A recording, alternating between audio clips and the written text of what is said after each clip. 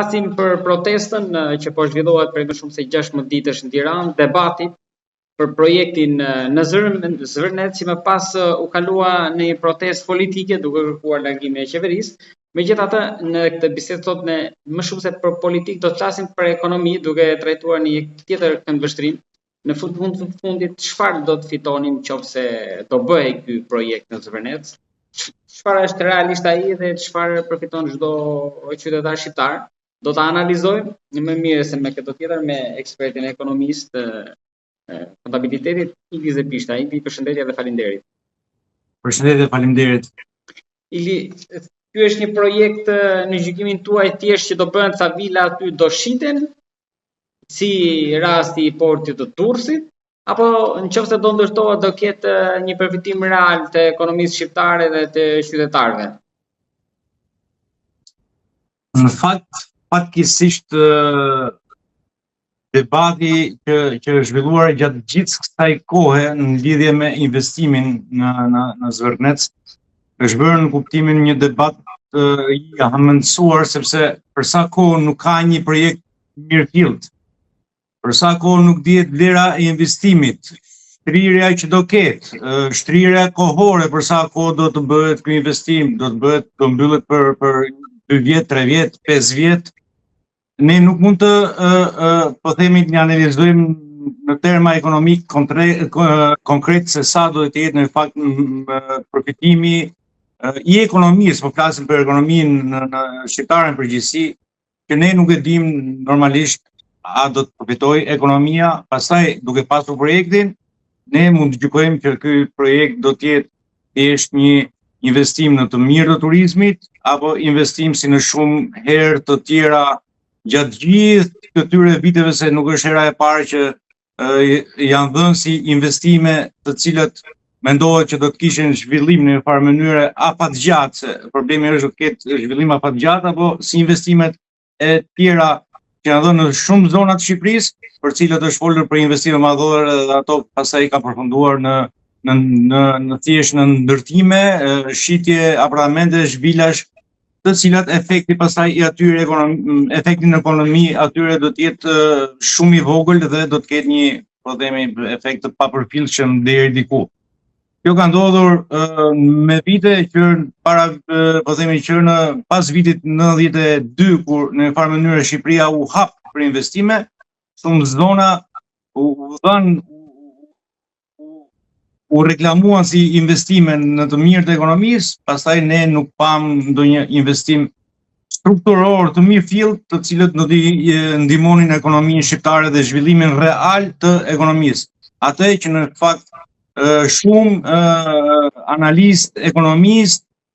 thonë që Shqipëria ka nevojë për ndryshime strukturore të investimeve në farë mënyrë në Shqipëri, jo thjesht ndërtime, sepse kjo në një farë mënyrë nuk krijon një rritje afatgjatë të ekonomisë. Ne se po ju ndërpres te 4 miliardë që flitet që është bërë kështu këto kohë, 4 miliardë. Sa do futen, sa do xhirohen në ekonominë tonë? 4 miliardë që kështu fol edhe për portin e Durrësit, 2 miliardë u fol për portin e Durrësit, po ikën 2 vjet, 3 vjet, po ikën 4 vjet. Në farë mënyrë nuk u pan ato 2 miliardë investime që do pëmpojnë ekonominë shqiptare. Pra, thjesht në Durrës u shit, domethënë u dha trualli, po ndërtohen vila, do shiten vila, dhe tani është shitur në ajër, edhe nuk do lëviz asgjë. E njëjta gjë mendoni që ndoshta mund ndodhte në Zvërnec. Po pra, prandaj edhe protesta e Zvërnecit, përveç se të gjithë atyre problematikave që ka ajo zonë, duke filluar që nga problematikat ambientaliste fillimisht, të cilët në një farë mënyre u ngritën të parët për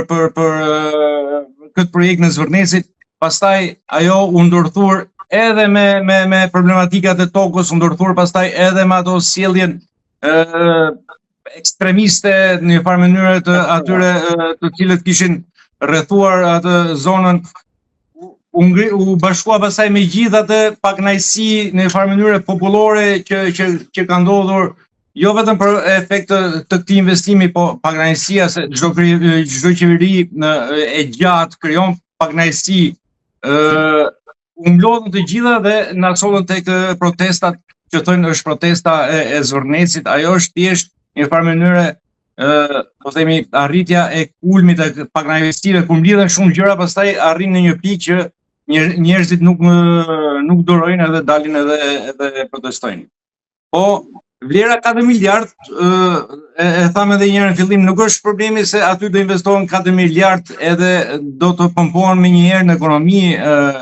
po themi ai investim do të vi hapasapi vit pas viti, prandaj fillimisht duhet një plan që ne të analizojmë çfarë ndikimi do ketë ekonomi. Ky investim 4 miliard, sepse me ndërtime jemi ngopur në një farë mënyrë. Shqipëria ka ndërtime pullash, apartamentesh, vilash nëpër Bregdet të pafundme. Gjithë Bregdeti është mbush me vila dhe me apartamente. Edhe Zvërneci pak a shumë do jetë si një mini qytet me gjithë këtë projekt që flitet. Po pastaj ajo nëse do jetë ai projekt me mini qytet, pastaj ai efekti në ekonominë shqiptare, po them, nuk do të thjesht